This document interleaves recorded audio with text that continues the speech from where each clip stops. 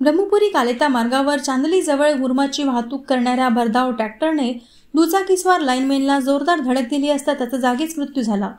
प्राप्त माहितीनुसार भूषण वाडई लाईनमॅन हे कालेताकडून ब्रह्मपुरीकडे येत असताना कालेता चांदली यांच्या मधोमध असलेल्या नहराजवळ मागेहून भरधाव वेगाने मुरुमाची वाहतूक करणाऱ्या ट्रॅक्टरने धडक दिली।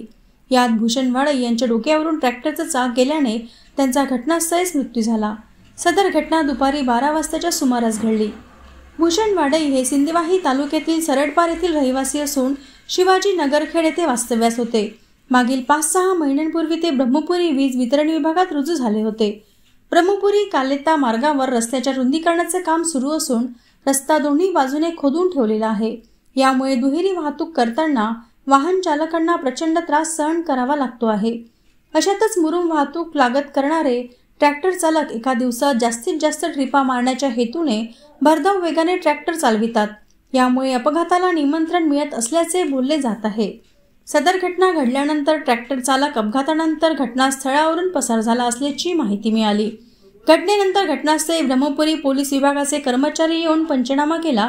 घटनेचा पुढील तपास ब्रह्मपुरी पोलीस करीत आहेत।